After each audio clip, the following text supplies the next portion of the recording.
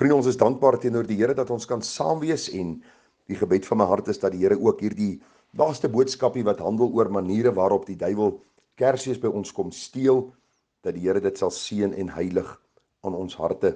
Ek vra dat ons 'n kort gebed sal saam doen en dan kom ons by die laaste gedagte vanmôre uit.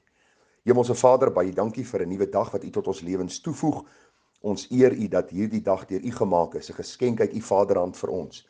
En die Bybel sê ons moet daaroor juig en bly wees. U sê vir ons wees in alles dankbaar want dit is die wil van God in Christus Jesus oor julle.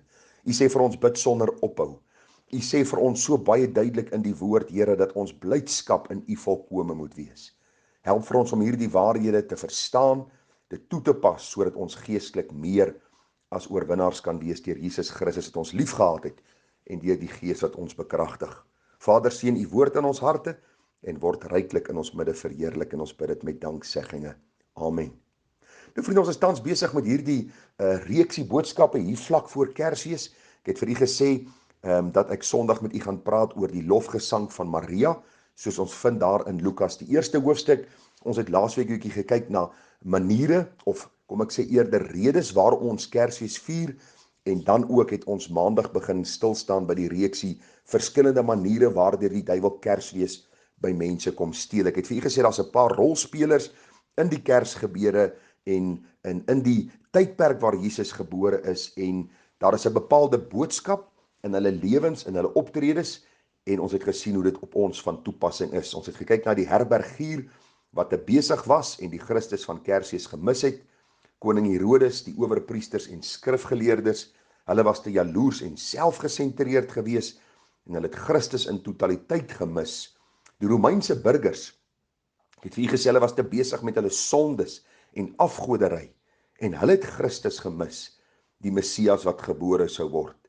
En vanmôre kyk ons seker na die hartseerste groep mense, wat ons in hierdie vertelling raak sien, en dit is die mense van Nasaret, Jesus se mense. En ons sien dat hulle te familier en bekend was met Jesus, en eintlik hom gemis het, as hulle beloofde Messias, en die verlosser wat na hierdie wêreld sou kom.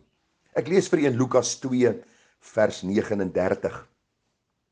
En toe hulle alles volbring het, wat volgens die wet van die Here was, het hulle teruggegaan na Galilea, na hulle stad Nasaret. En die kindjie het gegroei en sterk geword in die gees, en vol wysheid, en die genade van God was op hom. Nou vriende, die Here Jesus het daar groot geword, en daar het hy ook in gehoorsaamheid en onderworpenheid aan sy ouers gelewe. En nou kom ons by Markus 6 vers 2 uit, en ons lees hierdie baie hartseer woorde.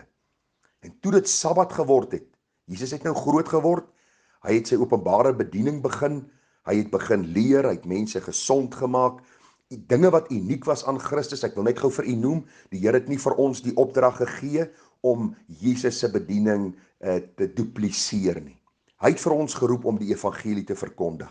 Die Here Jesus se bediening was uniek, dit was so uniek, dat mense onmiddellik kon erken het dat hy die gestuurde van God was.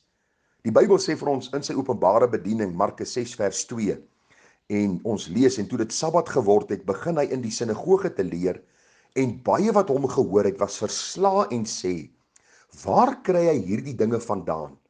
En watter wysheid is aan hom gegee, dat ook sulke kragte deur sy hande plaasvind?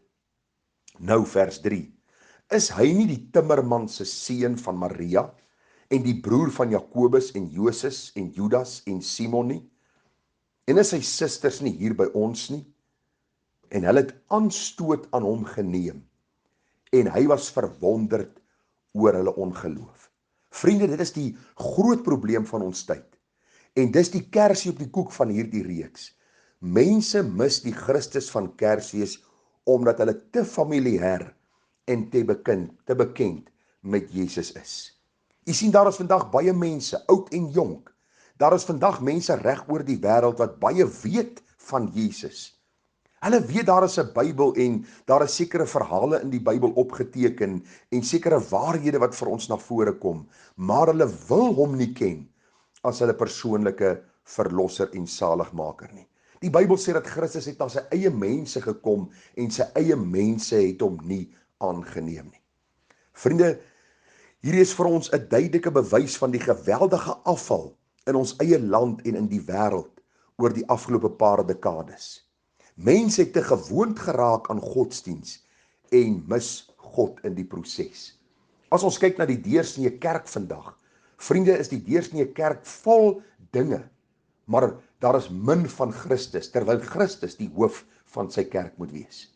Jesus kom op 'n stadium in Matteus 15 vers 7 en hy sê vir die fariseërs, hy sê, geveinstes, tereg het Jesus oor julle geprofeteer toe hy gesê het, hierdie volk nader my met hulle mond en eer my met hulle lippe, maar hulle hart is ver van my af. Maar te vergeefs vereer hulle my deur leringe te leer wat gebooie van mense is. Wat vir my skrikwekkend is, vriende, is dat mense in 'n kerk sal sit, maar hulle leef in bewuste sonde. Hulle sê met die mond, die Here is my redder en hy's my Here, maar hulle verloon dit deur hulle lewenswandel, deur hulle praktyke en deur dit wat hulle doen. Ek wil vir u sê, mense mis die Christus van Kersfees omdat hulle te familier geraak het met hom, omdat hulle dink dat hierdie Christus amper 'n Kersvaderfiguur is, wat vir ons net altyd goeie dinge gee, blydskap en vreugde, in plaas van dat hulle hom aanbid as die ware Messias wat sou kom vir die sonde van die sondaar. Titus 1 vers 16. Hulle bely dat hulle God ken, maar hulle verloon hom deur die werke, omdat hulle gruwelik en ongehoorsaam is en ongeskik vir elke goeie werk. Dis presies wat die fariseërs, die sadduseërs gedoen het, die mense van Nasaret gedoen het, die mense in die sinagoge gedoen het. Hulle het ook kerk toe gegaan Sondag, hulle het ook belydenis met hulle lippe afgelê, maar hulle lewe het dit verloon waarvoor Christus gekom het en waarvoor hy gestaan het, naamlik heiligheid en geregtigheid en reinheid voor God.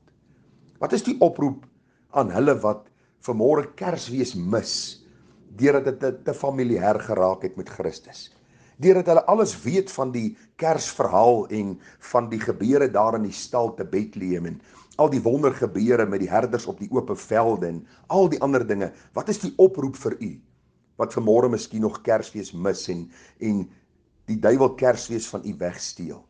Spreuke 29 vers 1 sê: 'n man wat baie bestraf is en sy nek verhard, sal onvoorsiens verbreek word sonder dat daar genesing is. My oproep aan jou is dat jy nie 2022 by jou sal laat verbygaan en nog steeds die Christus van Kersfees verwerp nie.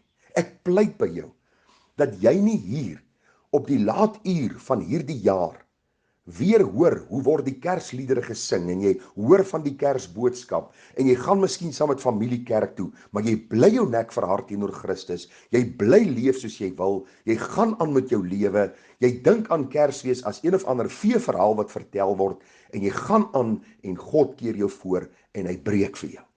Ek wil vir u sê, die Bybel sê vreeslik is om te val in die hande van die lewende God. Die Messias wat gebore word, is die een wat gesterf het, is die een wat sal kom om te oordeel die lewende en dode. Daarom hou op jou hart verhard teenoor Christus. Hou op praat van die Kersgebeure en van hierdie Messias en kom by die kruis, vind hom as verlosser en dien hom as die koning van jou lewe. Prediker 12 vers 1. Dink aan jou Skepper in die dae van jou jonkheid, voordat die ongelukkige dae kom en die jare aanbreek waarvan jy sal sê, ek het daar geen behae nie. Wat vir my treffend is, as jy by ouete huise aankom, en baie keer by ou mense besoek, en jy praat met hulle oor die woord, die soms antagonisme teenoor die waarheid. Ek het my kerk, ek het my mense, luister, moenie vir my preek nie, of wat ook al. Dis hartseer om te sien hoe hard ouer mense geword het, wat groot geword het met die verhaal van Kersfees, met die boodskappe van Kersfees, goeie predikers daaroor gepreek het, en hulle het aangegaan met hulle lewe, en hulle het maar gehoop vir die beste, en nou op ou dag het hulle geen behae in die dinge van die Here nie. Ek wil vir u sê, dit het laat geword vir sulke mense. Dank God, hy kan nog mense red, uit elke nasie, taal, volk en stam, ongeag die ouderdom.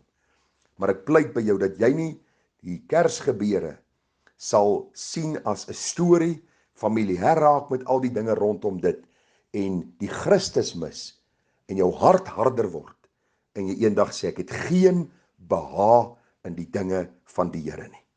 Dit sal jou duur te staan kom, vriende, en dit kan jou ewige heil kos. Ek sluit hier die boodskapies af. Die verskillende maniere waardeur die duiwel Kersfees by mense kom steel. Die herbergier was te besig, die koning Herodes en die owerpriesters en skrifgeleerdes was te jaloers en selfgesentreerd. Die Romeinse burgers was te besig met hulle afgodery en die mense van Nasaret was te familier met Jesus. Die vraag bly nou, het u al die ware een van Kersfees as u saligmaker ontmoet? Of steel die duiwel nog tot op hierdie dag die ware betekenis van Kersfees van u? Mag God die genade gee om Kersfees 2022 'n rooi letter Kersfees te maak, deur God te bid om u oë van geloof te open, dat jy Jesus sal sien vir wie hy waarlik is. Wie is hy waarlik?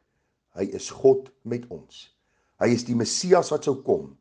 En ek wil vir u afsluit met die woorde van hierdie pragtige lied 353, wat sê die Heiland is gebore, soos eeue reeds voorspel daar in die stad van Dawid, word hy Immanuel. Die tweede vers sê die lig kom na die wêreld en Jesus Christus Heer, uit liefde vir die mensdom, daal hy as diensknegt neer. En dan die belangrike vers 3, wie glo in Jesus Christus, word nou sy eiendom. Hy gee die reg tot kunskap aan die wat in hom glo.